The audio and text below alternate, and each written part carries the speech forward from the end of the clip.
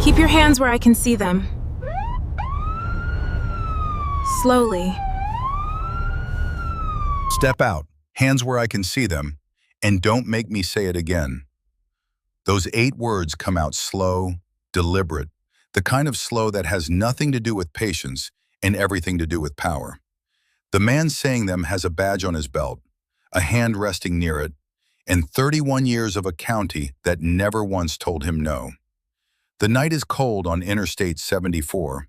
It is 11:43 p.m. on a Tuesday in January, and there are no other cars in sight, just a dark stretch of 2-lane road, one spotlight cutting white through the windshield of a black Lexus ES, and a woman sitting perfectly still in the driver's seat, hands already on the wheel, fingers open, palms forward, like she knew exactly what was about to happen before the cruiser even lit up behind her. She had known, she just did not know how bad.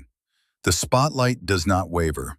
The man holding it has been doing this for 3 decades, and he does not waver either. His name is Floyd Creed, Sheriff Floyd Creed of Calhoun County, and from the moment he pulled his cruiser behind that Lexus 2 miles back, something in him had already decided. He had not pulled her over for a plate issue. He had not pulled her over for a traffic violation. The radio dispatch log would later show, case number CH2024-1147, time-stamped 11:38 p.m., that before he ever reached the driver's window, before he ever saw her face, he had already radioed in a possible unregistered vehicle. A dark luxury sedan. No further description. He made up his mind before he made his approach. That would matter later. A great deal. But right now, in this moment, it is just the spotlight and the cold, and a woman who has not moved a muscle. She steps out slowly, coat dark, plain, no jewelry visible, shoes flat and practical. She does not argue, does not raise her voice, does not reach for anything. She stands beside the open door with her hands at shoulder height and waits. Floyd Creed walks toward her like he owns the road, which, in Calhoun County, he more or less does.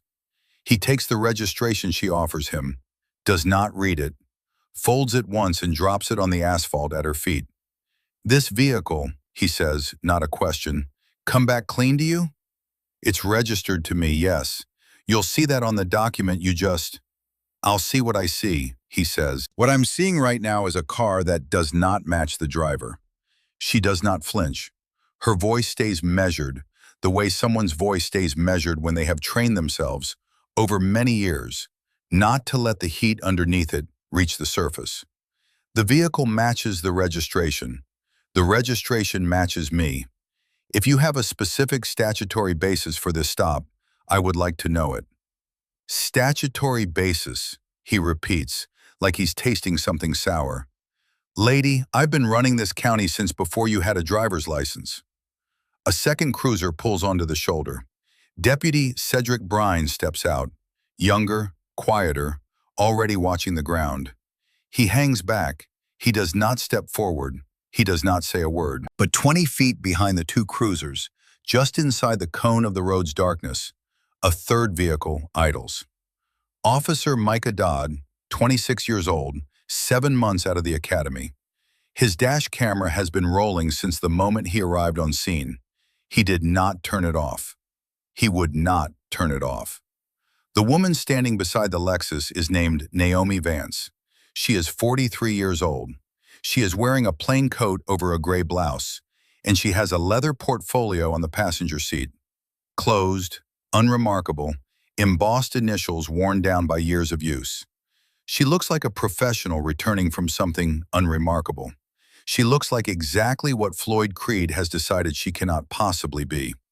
She picks up the registration from the asphalt, brushes it off, holds it out again. "I am asking you to verify my identity through dispatch before this goes any further. That is a reasonable request." "You'll get your phone call at the station," Floyd says, "like everybody else." She says one more thing, quietly, before the handcuffs come out. "You are making a very serious mistake, Sheriff. I want that on record." Floyd Creed does not put it on record. He puts her in the back of his cruiser. The door closes. The spotlight cuts off. The road goes dark. And somewhere behind her, a lock clicks twice. Then silence. If you have ever watched a story like this and wondered how far it goes, stay, because this one goes further than you think. Like and subscribe if you want the ending, because by the time it arrives, the man who put her in that cruiser will wish he had simply read the registration. To understand who Naomi Vance is, you have to understand what she is not and what she goes out of her way not to look like. She drives a black Lexus, yes, but it is 4 years old and needs new floor mats. She gets her coffee from a gas station thermos she refills at home because the drive-through near the courthouse takes 12 minutes, and she has never once had 12 minutes to spare in the morning. Her coat is dark and well-made, but she has owned it for 6 years. Her shoes are flat. Her bag is plain. If you passed her on the sidewalk outside the Calhoun County Judicial Building on any given Tuesday morning, you would not look twice. That was not an accident. Naomi had learned early, the way women in positions of authority learn it, often at cost, that visibility without armor is a liability. That the moment you give people a reason to look, they start deciding who you are before you open your mouth. So she kept it plain. She kept it quiet. She let the work speak. The work had been speaking for 21 years. Her morning started at 5:45, not because she set an alarm, but because her body had been calibrated to it for so long that sleep past 6 felt like a failure of discipline. She made coffee, reviewed case notes from the previous day, and reorganized any documents that had come in overnight. Not by name or category, by timestamp. Oldest action first, chronological chain intact, nothing out of sequence. She had done this since before anyone taught her to. It was simply how her mind processed order. Her husband Solomon had noticed it years ago and stopped questioning it. Some habits you stop examining because they are simply part of the person. Solomon Vance was a civil engineer, broad-shouldered and methodical in his own way, and the two of them had developed the kind of domestic rhythm that only comes from 2 decades of choosing each other on purpose. They did not talk much in the mornings, not out of distance, but out of mutual understanding that mornings were for preparation. Evenings were for conversation. That was the arrangement. It had worked for 19 years. That Tuesday morning, the Tuesday of the week she would later simply call the week, Naomi was due in Calhoun County for a procedural review meeting. Nothing dramatic. A cross-county administrative matter that had required her presence in person rather than by phone, and which had run 3 hours longer than scheduled because the opposing counsel had filed a supplemental brief at 9 the previous evening and expected it to be absorbed overnight. She had absorbed it. She had also annotated it, flagged 4 procedural inconsistencies, and drafted a preliminary response before the other side had finished their second cup of coffee. The meeting ended at 9:45 p.m. By the time she gathered her portfolio, confirmed her notes, and reached the parking structure, it was past 10:30. The drive home on I-74 was an hour on a good night. That night was not a good night. She did not know, pulling onto the highway, that the night was about to become something else entirely. Calhoun County had its own gravitational field, the kind that small, insular counties develop when one institution controls the levers long enough that the levers start to feel like furniture. Nobody questions furniture. Floyd Creed had been sheriff for 11 years, appointed first and then elected twice by margins that suggested either genuine popularity or a district where the alternative was not meaningfully available. His predecessor had been his uncle. The department had 14 full-time officers. Floyd ran it the way a person runs a family business, with the assumption that loyalty moved in only one direction. Deputies who asked the wrong questions moved on. Deputies who documented the wrong things found their assignments quietly rerouted. The one formal internal complaint filed in the past 3 years, a use of force allegation from a driver on Route 9, had been reviewed and closed within 72 hours by a panel that included 2 of Floyd's direct reports. The county had a civilian review board. It had met twice in 4 years. Into this structure, Naomi Vance had driven her 4-year-old Lexus on a cold January night, portfolio on the passenger seat, gas station coffee gone cold in the cup holder. And Floyd Creed had seen the car before he saw the driver, and he had already decided. But the Tuesday before that Tuesday, the week before the stop, there had been a different kind of friction, smaller, the kind that does not announce itself. Naomi had been at the Calhoun County Administrative Building for a preliminary filing review. She had arrived early, as she always did, and taken a seat in the waiting area outside the records office. She set her portfolio on her knee, opened it, and began reviewing the document sequence she had prepared. Lavender Holt arrived 11 minutes later. Lavender Holt was the chair of the Calhoun County Board of Supervisors, a position she had held for 6 years and navigated with the particular skill of someone who had learned that power, maintained properly, looks like graciousness.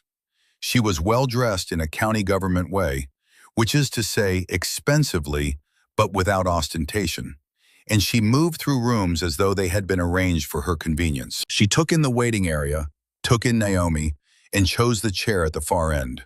Not rudely, not with any visible signal of intent, but with the specific geometry of someone who has decided, without conscious deliberation, where the boundary of their space begins. She pulled the chair slightly further from the row before sitting. A few inches. The kind of adjustment you do not notice unless you are trained to notice things. Naomi noticed. She did not react. She continued reviewing her documents. When the records clerk called her name and she stood, she gathered everything in the same precise order she had set it out. Oldest timestamp first, and walked to the counter. The clerk, a young man barely past 20, looked past her twice before making eye contact. "I'm here for the CH Judicial Filing Review," Naomi said. "I submitted the request form on the 5th. "Right," he typed something, looked at his screen, typed again. "That's flagged as pending secondary authorization." "That's new," Naomi said. "It was not flagged when I called to confirm yesterday." "I can put you on the callback list." He said it like he was offering her something. "Usually 2 to 3 business days." Naomi looked at him, then at the screen, which she could partially read from her angle. The flag had a timestamp of that morning, 6:47 a.m. Someone had added it before the building opened. "Who authorized the flag?" she asked. Calm, precise, not accusatory. She did not have enough information to be accusatory yet, just accurate. The clerk blinked. He had not expected the question. "The authorization comes from the supervisor's office," he said. From the waiting area, the faint sound of Lavender Holt's chair adjusting. Naomi wrote down the timestamp, the clerk's name from his badge, and the exact wording of the flag as she could read it from the screen. She did this on a small notepad she kept in the front pocket of the portfolio. Not her phone, a notepad. Physical documentation, dated and initialed. She had carried one for 20 years. "Thank you," she said to the clerk, and meant it the way people mean it when they are done with a conversation that has told them more than the other person intended. She left without looking at Lavender Holt. She did not need to. That evening, she called Solomon from the parking lot before driving home. She kept the call short, told him the meeting had been rerouted, she would be home for dinner, and that the filing review would need a different approach. He asked if everything was all right. She said it was fine. She said it the way she always said it when it was not fine, but when the not fine was still within the bounds of what she could address through correct procedure. That was the Tuesday before the stop, the small friction, the opening note of something that had not yet declared itself. 7 days later, she would be in the back of a sheriff's cruiser, and the note would resolve into something that no one in Calhoun County had prepared for. The stop itself took 11 minutes from the moment Floyd Creed's lights came on to the moment the cruiser door closed behind Naomi Vance. 11 minutes that the dispatch log, the audio record, and one young officer's dash camera would later map with the kind of precision that tends to make institutional explanations collapse under their own weight. 11 minutes. Here is how they went. She was 2 miles past exit 14 on I-74 when the lights appeared in her rear view. Red and blue, close, moving fast. She had not been speeding. She checked her instrument panel, 61 miles per hour in a 65 zone. Left lane, clear road, no irregular movement. She signaled right and slowed, pulling onto the gravel shoulder with the deliberateness of someone who has understood for a long time that every movement in this context will be evaluated.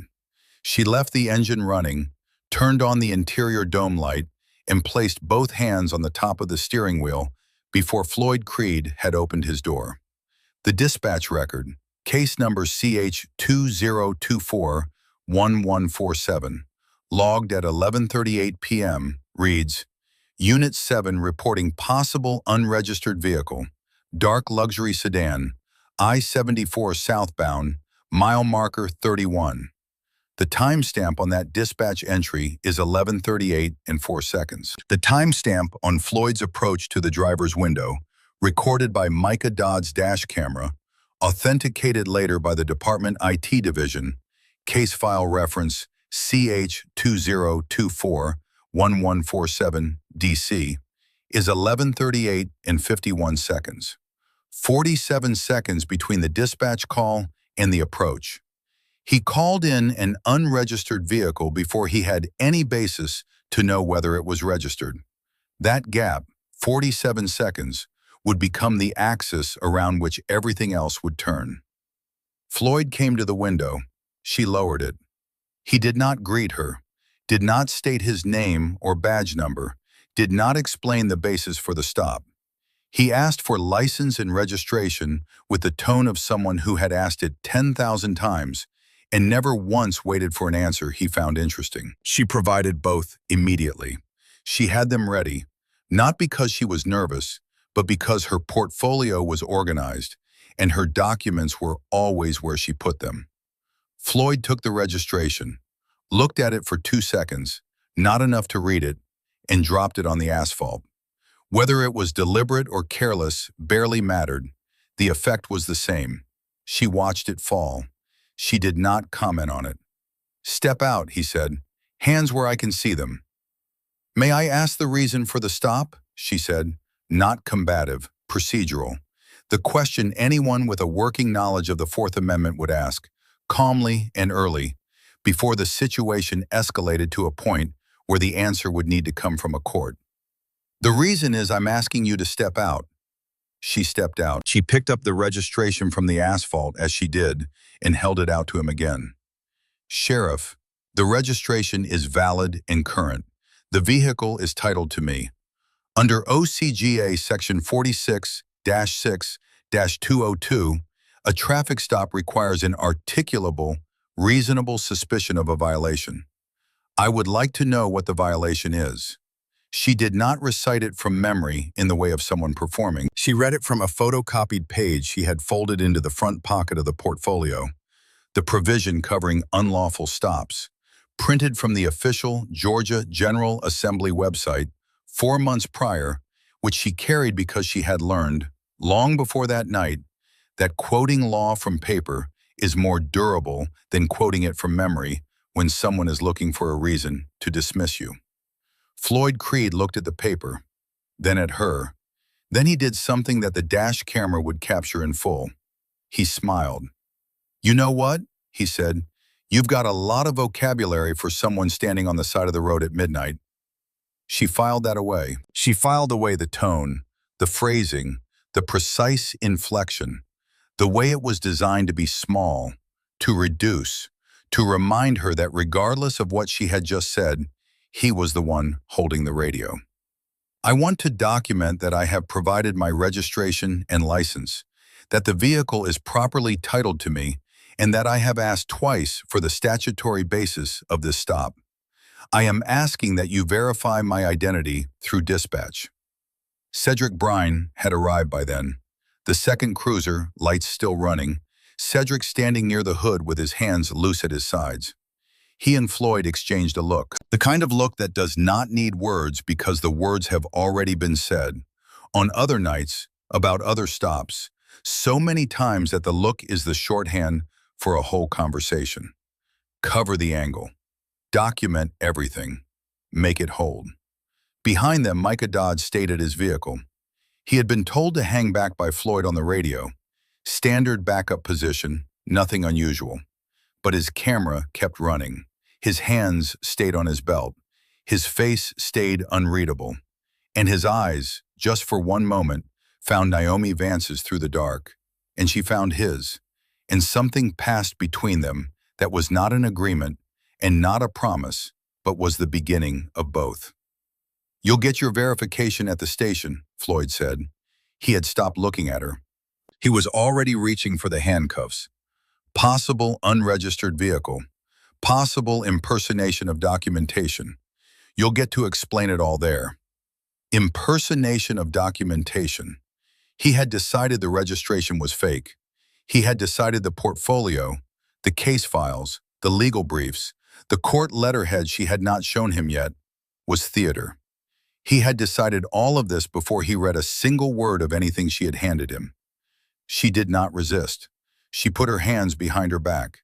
She let the cuffs close, too tight, she noted, and filed that away alongside everything else.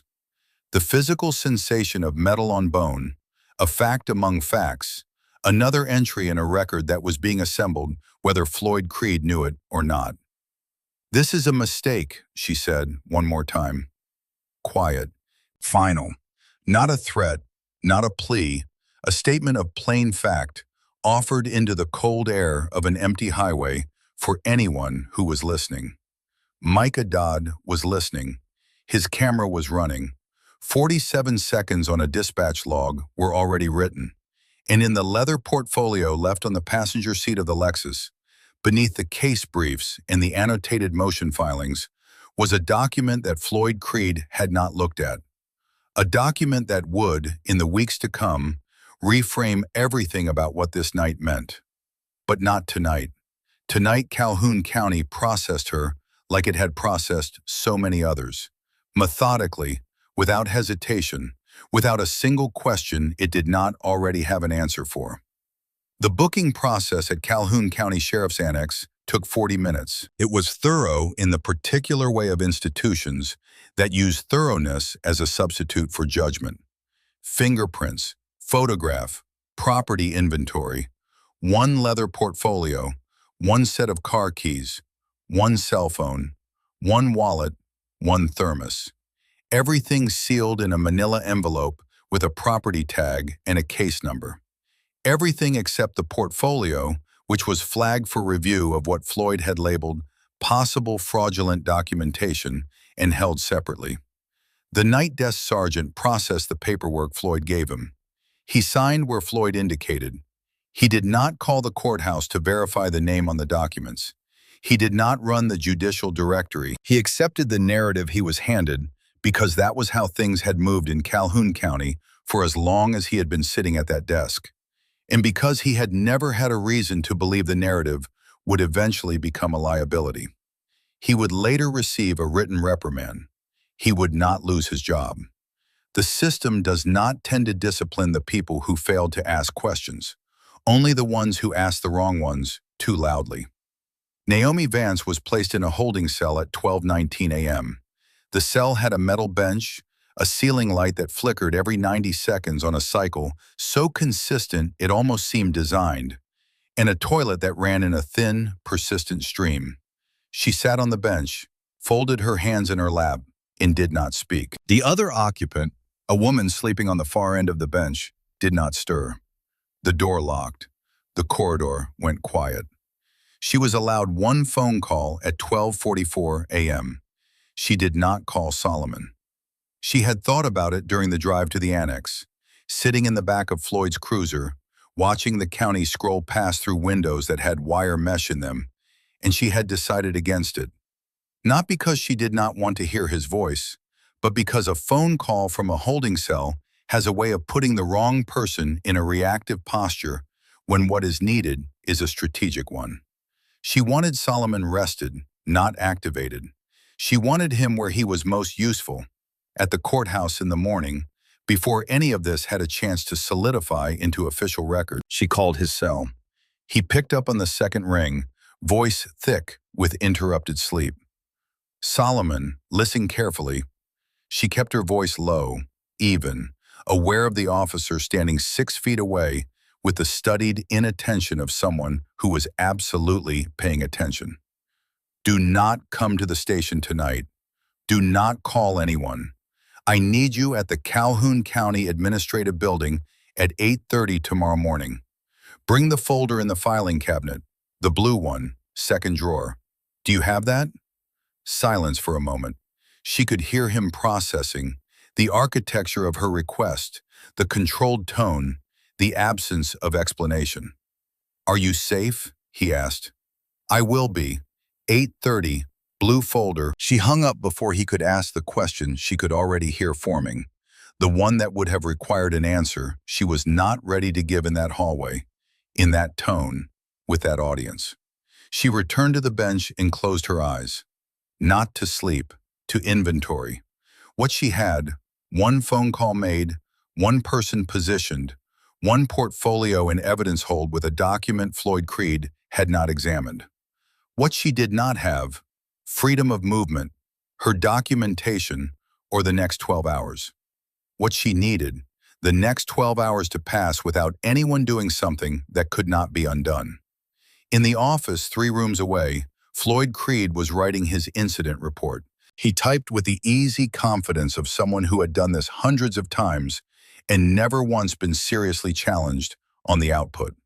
The report was clean, professional in its way, careful with language, careful with what it included and what it quietly omitted. No mention of dropping the registration, no mention of the statutory basis question, no mention of the OCGA printout. The document went in as traffic stop, suspicious vehicle, subject uncooperative, documentation questionable, arrested pending review. Uncooperative. He had written uncooperative. Then he uploaded his body camera footage to the department server and noted in the system, equipment malfunction, video unavailable, audio partial. He believed that. He had disabled the video feed manually, standard practice as he thought of it, for stops where the optics were complicated, and assumed the audio had died with it. It had not. The audio had run for 19 minutes and 43 seconds. Every word he had said was there, every inflection, every moment he had smiled. He went home at 2 a.m. He slept without difficulty. He had every reason to believe that by noon the following day, the woman in the holding cell would have posted bail and taken whatever lesson he intended her to take and driven that Lexus back to wherever it came from. He had no idea what was in the blue folder in the second drawer of Naomi Vance's filing cabinet. He had no idea who Simone Taft was, or that she had received a call that morning at 6:52 a.m. from a number she had been waiting on for 11 weeks. He had no idea what was in Naomi's portfolio. He had no idea. And that gap between what he knew and what he was about to learn was already closing. The morning came gray and cold. Naomi was released at 6:15 a.m. Different desk sergeant, different shift, no context. Just a clipboard and a manila envelope and the rote phrase, "Charges pending DA review. Sign here for your property." She signed. She took the envelope. She walked out into the January air and stood on the sidewalk outside the sheriff's annex and took one slow breath. The Lexus was in the impound lot behind the building, processed but not held because they had found no actual basis to hold it. The scrape on the door handle from where the cuff had caught the metal was new. She photographed it before she touched anything else. Date, time, location, angle, close-up, 4 photographs. She drove home. She showered. She did not call Solomon to tell him she was free because the conversation could wait and she could not afford, right now, the version of herself that would emerge if she said everything she was feeling before she had organized it into something she could use. She dressed. She opened the closet and looked at the clothes inside it. The plain coats, the practical shoes, and then she looked at the shelf above them, at the sealed garment bag she had not touched in 3 months. She left it there. Not yet. What she needed this morning was not ceremony, it was paperwork. She drove to the county administrative building. Solomon was in the parking lot when she arrived, the blue folder under his arm, his face doing the thing it did when he was angry and choosing not to say so until she told him she was ready. She was ready. "Walk me through last night," she said, and he did. And she listened, and when he was done, they walked inside together. Lavender Holt's response to Naomi's formal complaint, submitted through the county records office at 8:51 a.m., stamped and time-logged, came 43 minutes later in the form of a meeting request. Not to Naomi directly, to the office of the county administrative coordinator, copied to the records supervisor, with a subject line that read, "Recent filing irregularity, recommend coordinated review." It was a masterwork of bureaucratic architecture. Nothing in it was overtly obstructive. Everything in it created delay. Lavender appeared in the second-floor conference room at 9:45 with 2 members of her staff and a legal advisor whose job, it became clear in the first 3 minutes, was to take notes while Lavender talked. "Ms. Vance," Lavender said, no title, no acknowledgement of the documents on the table, a register of authority so smooth it was almost warm. "I want you to know that this board takes any complaint involving county personnel very seriously. We want to ensure this process moves through the correct channels." "I appreciate that," Naomi said. "Can you tell me which channel received the authorization to add a secondary flag to my filing request on the morning of the 12th? At 6:47 a.m., before the building opened." A beat of silence. The legal advisor's pen moved. "That would be part of the coordinated review I'm proposing," Lavender said. The smile did not change. "I would recommend we not get ahead of the process. The process requires a response timeline," Naomi said. "Under county administrative code, a formal complaint with documented evidence is entitled to a written response within 15 business days. I want that on record." Lavender looked at her advisor. They had known she would know the timeline. The delay they were building was not intended to be illegal. It was intended to be exhausting, to use the weight of procedure against the person invoking procedure, to make the path so long that most people would decide the destination was not worth it.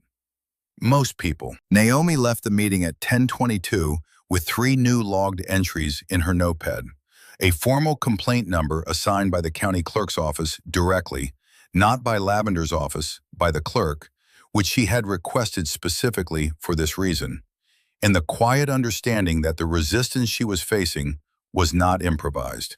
It had been waiting for her. 2 days later, the first piece of opposition arrived that had real teeth. Jasper Ewell was Floyd Creed's legal counsel, private, retained the morning after the arrest, which itself told you something about how quickly Floyd had understood the situation was not going to resolve quietly. Ewell was 48, lean, and built for paperwork the way some people are built for physical endurance. He filed a motion challenging the evidentiary integrity of Micah Dodd's dash camera recording. The challenge was narrow, technical, and genuinely well constructed.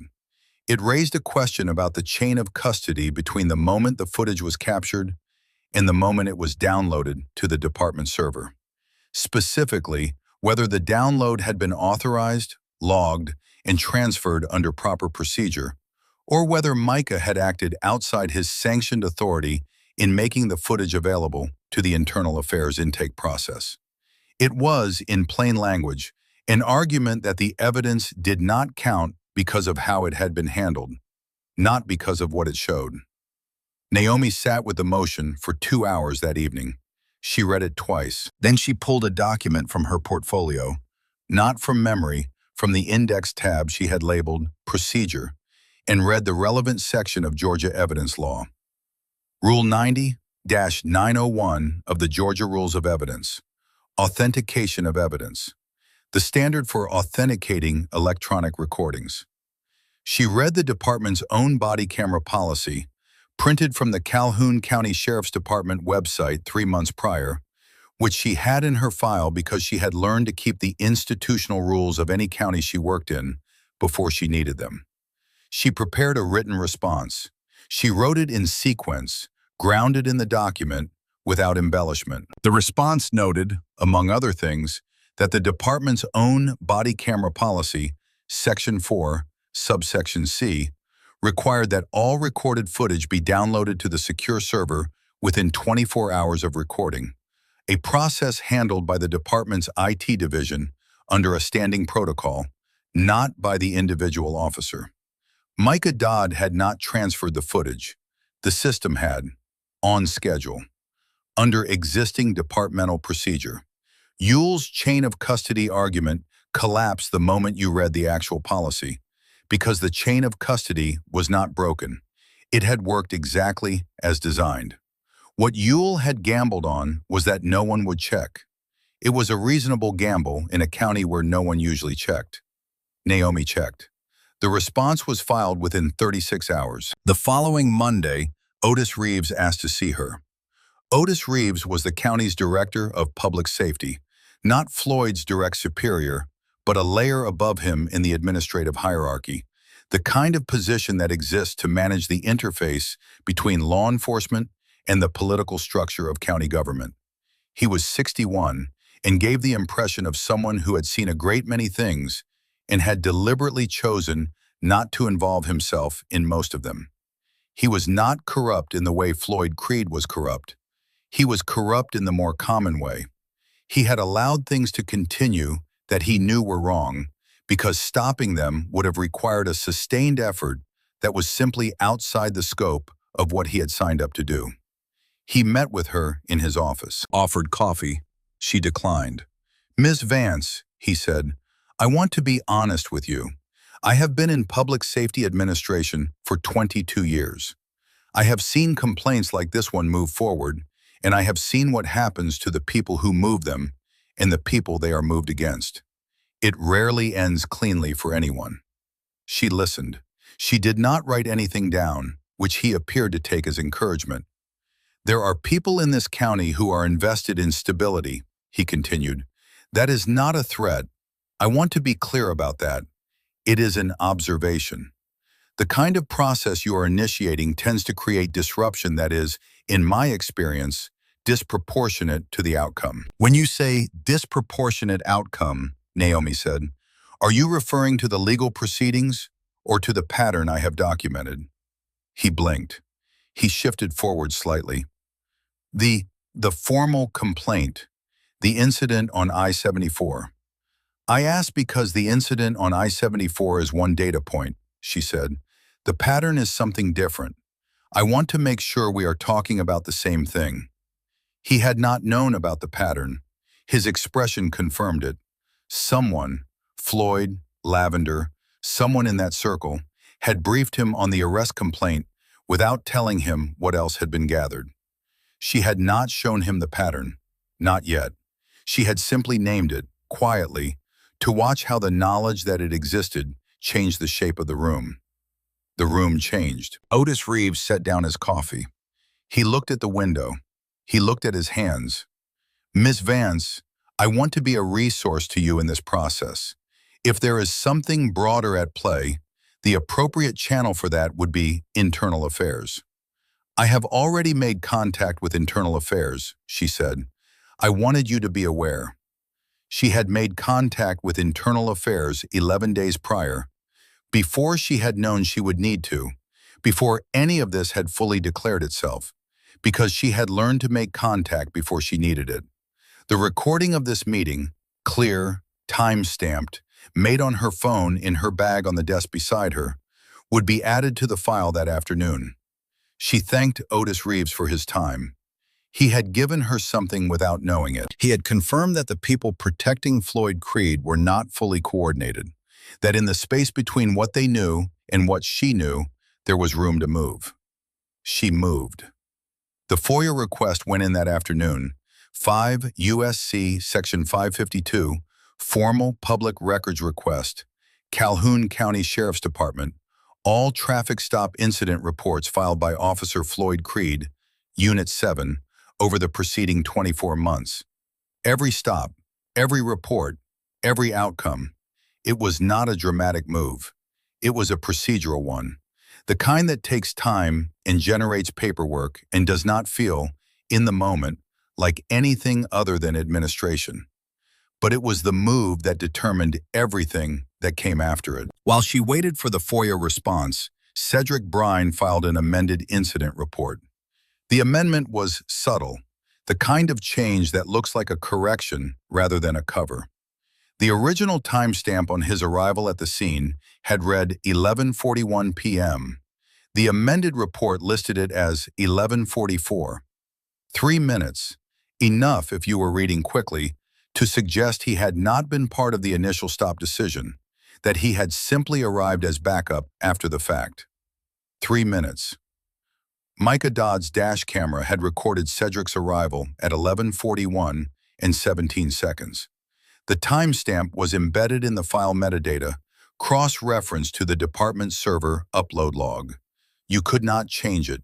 You could not explain it away. You could only hope no one looked. Someone was already looking. 3 days after Cedric filed the amendment, he submitted a request for personal leave. Effective immediately, no stated reason. Human Resources approved it within the hour. He drove home, did not return calls from 2 colleagues who had been, until that morning, close friends, and began a period of administrative absence that the department would later describe, in very careful language, as voluntary. The FOIA response arrived on a Thursday, 14 days after the request. A compressed file containing incident reports, supplemental forms, and dispatch logs. Naomi opened it at her desk at home, with her notepad beside her and Solomon reading in the next room. She did not say anything for a long time. Then she called Solomon in.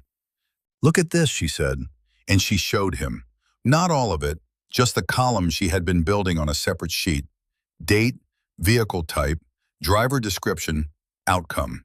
22 months, 14 stops, vehicle types, Lexus, BMW, Mercedes-Benz, Cadillac, Lincoln. Driver descriptions as recorded in the incident reports, all carrying the same notation. Possible discrepancy between driver appearance and vehicle profile. 12 of the 14 were black drivers. 11 stops had resulted in arrest on suspicion of vehicle theft or falsified documentation. All 11 arrests had been subsequently declined by the county DA. 0 had resulted in charges. 0 had resulted in disciplinary action against Floyd Creed. 0. Solomon read the sheet twice. He did not say anything for a moment. Then, "How long has this been going on?" "At least 22 months, she said. "This is as far back as the FOIA covers. The actual pattern may be longer." He looked at her. The question he was asking, without asking it, was the human one. Not the legal question, not the procedural one. How many people had driven that highway and been put in a cruiser and been booked and had their dignity placed in a manila envelope before her and after her and in between? She did not have a complete answer for that, but the incomplete answer was already enough to change the shape of what came next. She added the FOIA documents to the file. She organized them by date, oldest first, chronological chain intact. She labeled the tab, pattern, stops CH 2022 through CH 2024. Then she went back to her notepad and wrote the date at the top of a new page. Below it 3 words, underlined, next steps, proceed. The file was ready. The evidence was assembled. What was missing was the moment, the correct procedural moment, the one that would allow all of it to matter in the place where it needed to matter most. That moment was coming. In a room Naomi had not yet entered, with people who did not yet know her name, the groundwork was already laid. The 47 seconds on the dispatch log, the audio that Floyd believed was dead, the dash camera footage with the embedded metadata that could not be altered, the 14 stops in 22 months. The amended report with the 3-minute shift that Micah Dodd's camera had already disproved. And in the sealed garment bag on the shelf in her closet, the one she had not opened in 3 months, the document that would, when the moment finally came, reframe everything Floyd Creed thought he had understood about the night he pulled that Lexus over. He did not know what was in the garment bag. He had gone to work every morning that week with the settled confidence of a man who believed the complaint would move through the system the way all complaints move through the system in Calhoun County, slowly, and then quietly, and then not at all. He believed that right up until the morning it stopped being true.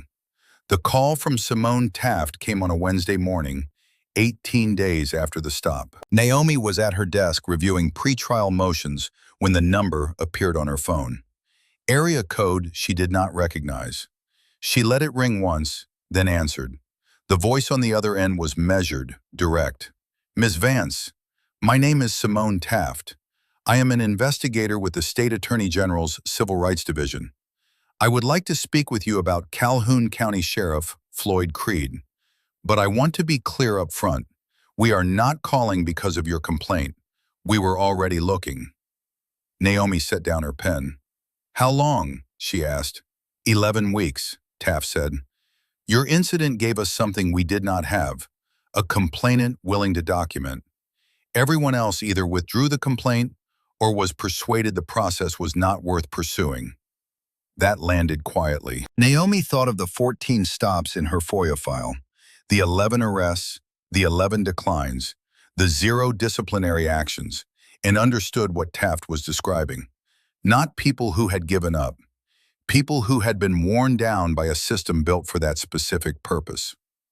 "What do you need from me?" Naomi said. "Everything you have gathered, in sequence, with authentication." "It is already in sequence," Naomi said. "It has been in sequence since the night I got home." There was a brief pause on the other end, the kind that happens when someone receives information they had expected to negotiate for and finds it already offered. "Ms. Vance," Taft said, and the way she said it carried a register of respect that 3 weeks of bureaucratic obstruction had worn thin. "We would like to meet."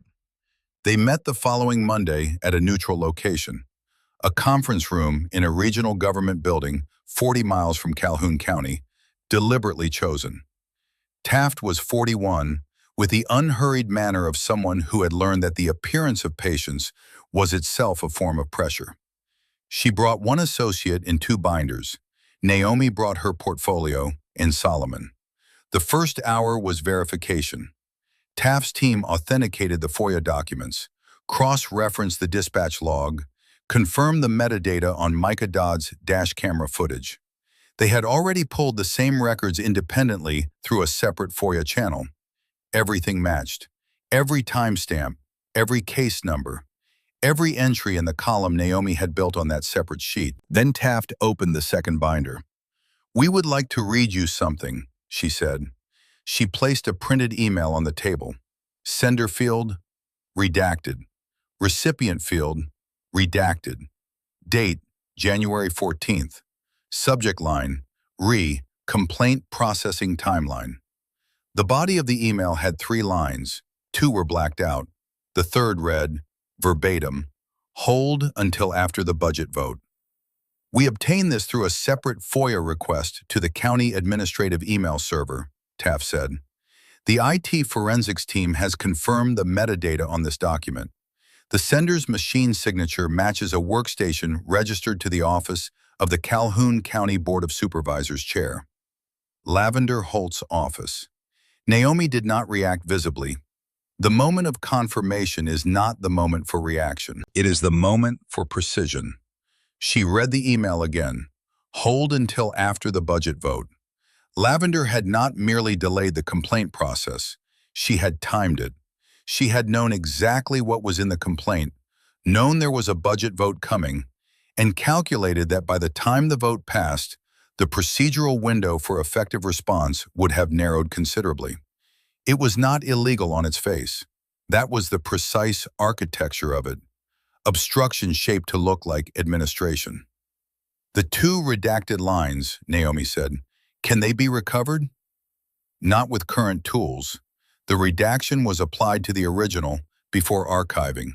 We have a forensics request pending, but it will take time.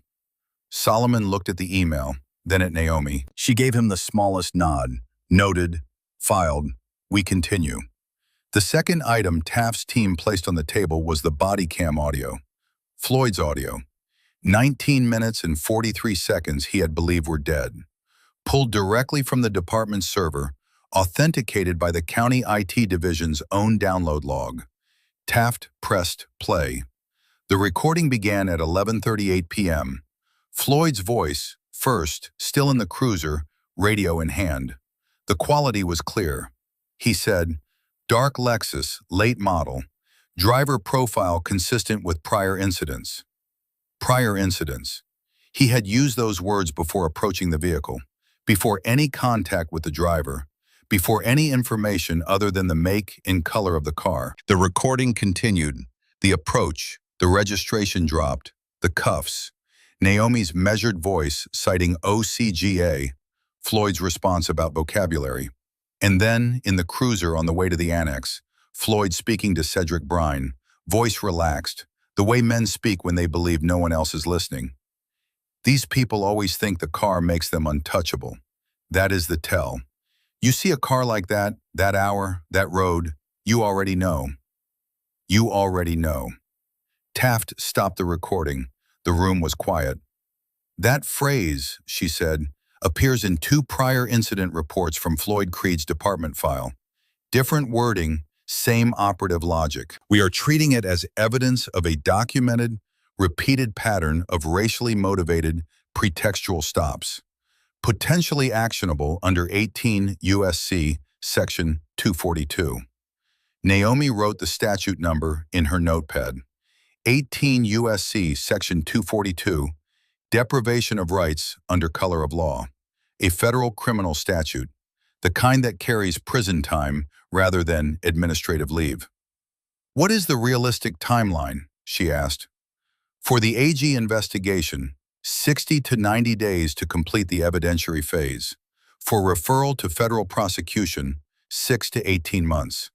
For the internal affairs disciplinary hearing, which we recommend scheduling independent of the criminal track, 3 to 4 weeks. That hearing can proceed now. And the hearing panel, Naomi said, who sits on it? 3 members, an IA investigator, a county HR director from a separate county, and an independent civilian monitor. No one with a reporting relationship to Floyd Creed or to the Board of Supervisors. Lavender Holt would not be in that room. That mattered. We will need you present at the hearing, Taft added. Not as a witness, as the complainant, but your presence will matter. Naomi understood what Taft was not quite saying directly, that the hearing would be the moment, that everything assembled, everything authenticated, everything organized in sequence since the night of the stop would arrive at once in that room, and that Naomi would need to be there not simply as the person it had happened to, but as the person who had built the case. I will be there, she said. She did not add that she had already been preparing, that the sealed garment bag on the shelf in her closet had been taken down 2 days prior, that she had looked at what was inside it for a long time before hanging it back up, not because she was uncertain, but because she wanted to be deliberate. On the drive home, Solomon was quiet for 20 minutes. Then, you already knew about the email. I suspected the mechanism. I did not have the document. But you knew it was lavender. I knew the flag was added at 6:47 a.m. from the supervisor's office. I knew the budget vote was scheduled for the week after I filed the complaint. The rest was inference. Another stretch of quiet. Then he said her name the way he said it when he wanted her full attention, not just her capacity to answer questions. Are you all right? She thought about the question for a moment. I am functioning well, she said. I am also angry in a way I do not intend to let anyone see until it becomes useful. And I think it is about to become useful. He nodded. He reached across and put his hand briefly on hers on the gear shift, not saying anything, just locating her in the physical world the way he did when what was happening around her was too large to comment on directly. She turned her hand over and held his for a moment. Then she put it back on the wheel. Micah Dodd had not reached out to Naomi since the night of the stop. She had not reached out to him. Contact between a complainant and a potential witness in an active investigation creates evidentiary complications, and she was not going to give Jasper Ewell anything to work with. But 3 days before the scheduled hearing, a plain envelope arrived at her home address. No return label. Inside, a USB drive and a single handwritten line on an index card. Everything is still there. Signed with 2 initials. She did not plug in the drive. She gave it directly to Taft's team, chain of custody intact, envelope and card included. Taft confirmed the drive contained a complete, uncompressed copy of the dash camera footage, pulled from the camera's internal memory before the auto compression cycle ran. The clearest possible record of the stop. Micah had not stayed frozen. The Internal Affairs disciplinary hearing for Sheriff Floyd Creed was held on a Thursday morning, 29 days after the arrest on I-74. A closed session, standard procedure, conference room on the 4th floor of the county administrative building. 8 chairs around a rectangular table. Hearing panel on one side, IA investigator Leonard Cole, County HR Director Patricia Webb from Mercer County, Civilian Monitor Daphne Osei. Opposing side, Floyd Creed, Jasper Ewell, and an empty chair for witnesses. Along the wall, Simone Taft and her associate. Court reporter in the corner, and at the far end, Naomi Vance. Floyd Creed did not look at her when she entered. He had been informed she would be present, informed 24 hours prior through his attorney. He had not prepared adequately. She could see it in the set of his jaw, the way his hands were flat on the table rather than loose, the specific quality of stillness that is not composure, but is instead the opposite of it, the stillness of a man working very hard not to move. The hearing opened at 9 a.m. Cole explained procedure, disciplinary review, not a criminal trial. Standard of evidence, preponderance. Floyd had the right to respond to each exhibit. The panel would issue findings within 10 business days. Cole began with the dispatch log. Exhibit 1, official dispatch record, Calhoun County Sheriff's Department, case number CH-2024-1147. Date, January 14th. Timestamp, 11:38 p.m. and 4 seconds. Entry reads, Unit 7 reporting possible unregistered vehicle, dark luxury sedan, I-74 southbound, mile marker 31. He set the document on the table. Exhibit 2, dash camera footage, case file reference CH-2024-1147-DC, downloaded from department server January 15th, authenticated by IT specialist Raymond Alcott. Footage timestamp, 11:38 p.m. and 51 seconds, the moment Officer Creed reached the driver's window. Cole looked at Floyd. The gap between dispatch call and driver contact is 47 seconds. Officer Creed, the dispatch entry describes the vehicle as a possible unregistered vehicle. At the time of that entry, had you made contact with the driver? Ewell leaned forward. His client would respond in written form. The procedure allows oral response at the panel's discretion, Cole said without raising his voice. Officer Creed, you may respond or decline. The record will reflect your choice either way. Floyd looked at Ewell. Ewell gave the smallest shake of his head. Floyd said nothing. The record reflected his choice. Cole moved to Exhibit 3, the audio recording. He did not play all 19 minutes. He played 4 sections, the pre-approach commentary in the cruiser, the exchange at the driver's window, the conversation with Cedric Brine en route to the annex, and the phrase that appeared in 2 prior incident reports from Floyd's own file. You already know. The room held still during the audio. Ewell objected twice, once on authentication grounds, once on relevance. Both overruled, reasoning noted in the record. Then Taft placed the FOIA analysis on the table. Exhibit 7. Statistical analysis of incident reports filed by Unit 7 over the period January 2022 through January 2024. 22 months, 14 traffic stops. Driver demographic breakdown as documented in Officer Creed's own incident reports. 12 of 14 drivers identified as Black. 11 of 14 resulted in arrest on suspicion of vehicle theft or documentation fraud. County DA disposition, declined to prosecute all 11. Charges filed, 0. Prior disciplinary actions against Officer Creed, 0. Jasper Ewell delivered his response carefully. He argued the statistical analysis was correlational, not causal, that high-value vehicles on rural interstate highways at late hours represented a legitimate law enforcement focus area, regardless of driver demographics. That the DA's decision to decline charges was a prosecutorial determination with no bearing on whether the stops were legally justified. He was technically correct on each point. He was also arguing against 47 seconds of dispatch log and 19 minutes of audio that said, "You already know," before any contact was made. Real arguments can be technically sound and still fail the preponderance standard when placed beside evidence of that weight. Cole let Ewell finish. Then he turned to Naomi.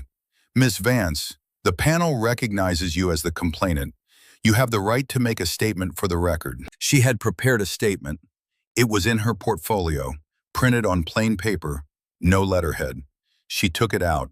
She set it on the table. She did not read from it. She looked at the panel. "I was stopped on I-74 on the night of January 14th. I provided my registration immediately. I cited the relevant statute. I asked twice for the basis of the stop and received no legally sufficient answer. I was handcuffed and transported to a county annex where I was processed, photographed, and held for 6 hours for a crime that was not committed." Her voice stayed level. She had long since moved past the version of this moment that involved audible anger. What remained was something more durable.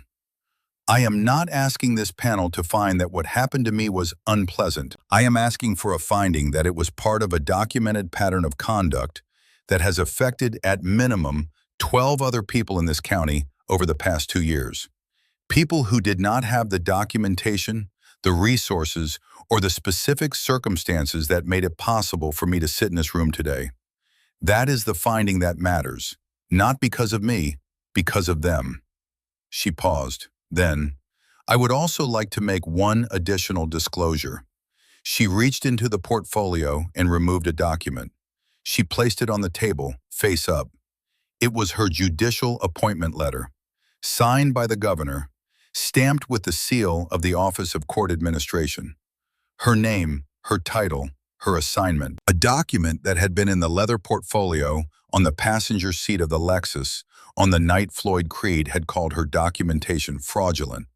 A document he had not looked at. Simone Taft had known. She had known for some time. She kept her expression neutral. Jasper Ewell's pen stopped moving. Floyd Creed read it. The room did not explode. There was no gallery, no reporters, no dramatic crescendo. It was a conference room with 8 chairs and a court reporter and a document on a table. What happened was smaller than drama and larger than it. A long, complete silence in which every person present recalibrated what they understood to be true about the previous 29 days. Floyd's hands, which had been flat on the table since the hearing began, turned slowly, palms up. A gesture that was not surrender exactly, more the physical expression of someone whose version of events has just lost its structural support and does not yet know what replaces it. Cole looked at the document, then at Naomi. "For the record, would you state the title reflected on this appointment letter?" "Associate Judge," she said, "appointed to the 11th Circuit, effective 4 months ago." Cole wrote something in his notes. Then he moved to the next exhibit. The amended incident report Cedric Brine had filed, cross-referenced against Micah Dodd's dash camera metadata. Cedric's actual arrival, 11:41 and 17 seconds. His amended report, 11:44. The discrepancy was not 3 minutes. It was 7 minutes and 17 seconds. Cedric had been more aggressive in his revision than Floyd had known. Ewell did not object to this exhibit. The hearing ran until 2:40 p.m., 5 hours, no lunch break. At 2:40, Cole adjourned the panel to deliberation. Findings within 10 business days, per procedure. Floyd Creed stood when the session closed. He had not spoken a single word in 5 hours. He straightened his jacket. He picked up the folder Ewell had brought. He walked toward the door. He passed within 4 feet of Naomi Vance. He did not stop. He did not speak. He did not look at her. But not in the way of someone avoiding eye contact out of guilt. In the way of someone who has not yet decided what looking at her means, given what he now knows about what he did and who he did it to, and how much of the record is now in. She watched him go. There was nothing to say that the record had not already said more precisely. Panel findings arrived 9 business days later, at 7:43 a.m. by secure email. Naomi read them at her desk with her coffee going cold. 11 pages. The operative section was 3 paragraphs. The panel found, by preponderance of the evidence, that Officer Floyd Creed had engaged in a pattern of pretextual traffic stops, demonstrating racial bias inconsistent with lawful policing standards under Georgia law. That the stop of complainant Naomi Vance on January 14th was not supported by articulable, reasonable suspicion as required by OCGA Section 46-6-202. That the amended incident report filed by Deputy Cedric Brine constituted a material misrepresentation of the timeline and warranted a separate disciplinary inquiry. Recommended action: immediate suspension without pay, pending review by the county's Law Enforcement Certification Board. Mandatory referral to the State AG's office for assessment of criminal liability under 18 U.S.C. Section 242. Referral of Floyd's personnel file, including all prior complaints, to the Certification Board for review of fitness for continued service. Not termination, not arrest. A suspension, a referral, a review, the machinery of accountability turning at its own institutional pace. Naomi read the findings twice. She noted the careful language, pattern of pretextual stops, racial bias inconsistent with lawful policing standards, which was as direct as a formal administrative finding tends to be, direct enough to matter, measured enough to survive challenge. She noted the Cedric Brine referral.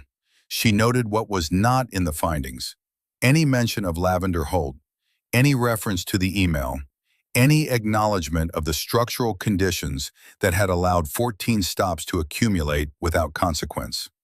Those threads were not closed. They were simply in separate tracks, moving at their own pace, in their own jurisdictions. Floyd Creed was suspended that afternoon. The department's statement used procedural concerns and pending investigation, not pattern, not racial bias. The union filed a grievance within 48 hours. Cedric Brine resigned 4 days after the findings were released. His pension vesting was partial, 9 years of the 10 required. The 1-year gap would cost him a meaningful sum over the course of his retirement. That was the arithmetic of a choice made in a cruiser on a January night when he adjusted a timestamp by 3 minutes and hoped no one would check. The AG's office opened a preliminary criminal review. Timeline: 6 to 18 months. The DOJ Civil Rights Division sent a letter opening a pattern or practice inquiry into the Calhoun County Sheriff's Department, a federal monitor assigned for 18 months. The letter did not promise anything beyond assessment. The County Board of Supervisors announced mandatory body camera use for all traffic stops, effective upon completion of procurement, subject to budget allocation. Lavender Holt presided over that session. She voted in favor. She did not speak during the debate. The email with her machine signature was still in Taft's binder. The forensics request on the 2 redacted lines was still pending. Naomi drove home on I-74 the evening the findings were the 2 passed of release for a 2. Naomi drove home on I-74, the same highway, the same exit, the same stretch of 2-lane road past mile marker 31. Not a deliberate choice, simply the most direct route. But she was aware of it the way you are aware of geography that has been changed by something that happened in it.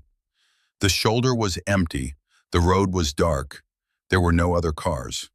She drove 61 miles per hour in a 65 zone. She did not stop. Solomon had dinner ready when she arrived. She sat down across from him and ate without speaking for a few minutes. Then he said, "How do you feel?" She considered the question.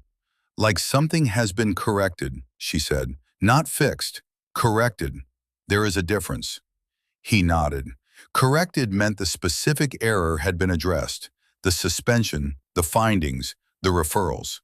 Fixed meant the conditions that produced the error no longer existed. The 14 stops, the 0 consequences, the filing flags added before buildings open, the emails instructing delay. Those conditions were still largely intact. The findings had bent them. They had not broken them. She would work on the rest tomorrow. She thought about the 11 people whose arrest had been declined without anyone in a hearing room to explain why. About whether any of them knew their name had appeared in a column, on a sheet of paper, in a civil rights investigation. Probably not. The process that had used their experience as evidence had not asked their permission or notified them of the outcome. That was a different problem, requiring a different set of steps. She thought about Micah Dodd, an index card in an envelope mailed to her address, the kind of something that does not resolve anything on its own, but makes it possible for other things to resolve. She hoped his father's words were holding. There was one thing Solomon had been circling for weeks. That evening, after dinner, he finally asked it. "Was there a moment," he said, "when you were scared?" She thought about the holding cell, the bench, the flickering light, the toilet running in the corner, the drive to the annex through wire mesh, the moment the cuffs closed. "Yes," she said, "there was a moment." He waited. "In the cruiser," she said, "not because of what was happening, because of how ordinary it felt to them, the way they processed me, like it was routine, because for them, it was. That was what scared me. Not the individual officers, the routine." Solomon was quiet for a long time. "I am glad you are home," he said. She reached across the table and put her hand on his. She did not say anything back. Some things between two people who have chosen each other for 19 years do not require responses. They simply require presence. She was present. That was enough for tonight. She lay in the dark later and thought about the email with the 2 redacted lines that had not yet been recovered. She thought about the initials RO that had appeared in the forwarding metadata. Not Reeves, the forensics team had confirmed. Not anyone named in the investigation so far. A name that had not yet surfaced. She thought about the DOJ's 18-month review just beginning, about the body camera procurement subject to budget allocation, which meant subject to votes, which meant subject to the people who controlled votes. She thought about the 14 stops and the fact that the FOIA had covered 22 months. Floyd had been sheriff for 11 years. 9 years of dispatch logs existed on a county server that had not yet been requested. She fell asleep with that thought unresolved, which was the accurate condition for it. 4 days after the findings were released, Simone Taft sent a follow-up email. Subject line, "Update, no action required." The body of the email contained 2 sentences. The first, "The forensics team has been unable to recover the redacted lines of the January 14th email." The second, "The PDF attachment to this email contains pages 1 through 3 of a supplemental findings document. Page 4 failed to transfer due to a file corruption error on our end. We are working to resolve this. Please disregard any incomplete content. Naomi opened the attachment. Pages 1 through 3 were administrative, standard formatting, case numbers, procedural language, the kind of pages that exist to make page 4 legally coherent. Page 4 was not there. In the corner of page 3, almost at the margin, in handwriting too small to have been intended for the digital version, visible only because the original had been scanned at high resolution, were 5 words in Taft's handwriting. There are 14 more. Not 14 stops, 14 more something else. Cases, complaints, incidents, counties. The handwriting gave no further context. The word more was underlined once. Naomi read the 5 words 3 times. Then she set the email aside, opened her notepad, and wrote the date at the top of a new page. She did not write anything below it yet. The page waited. Naomi Vance did not walk into that hearing room to become a symbol. She walked in because she had a notepad, a portfolio organized by timestamp, and 19 minutes of audio that a man had assumed would never be heard. The lesson she leaves behind is not about who she turned out to be. It is about what she was forced to prove in order to be believed. Every person in that FOIA column, 12 black drivers, 11 arrests, 0 charges filed, 0 consequences, deserved the same outcome she received. Most of them did not get it, not because their cases were weaker, because no one had the documentation, the resources, or the specific coordinates of power that made it possible to sit across a table from the people who had harmed them. That gap between what the law promises and what it delivers, depending on who you are, is the thing the stinger is really about. 14 more, not 14 more stops, 14 more reasons the work is not finished. Systems do not correct themselves. They resist correction until the cost of resistance exceeds the cost of change. Naomi understood that. She did not wait for the system to notice its own failure. She documented it, sequenced it, and placed it in rooms where it could not be ignored. That is the actionable lesson. Record everything, date everything, organize everything, because accountability lives in the details that the powerful assume no one will check. If this story moved you, share it with one person who needs to hear it. Like and subscribe to stay with stories that refuse to let the record close too early, because the page Naomi opened at the end is still waiting to be written.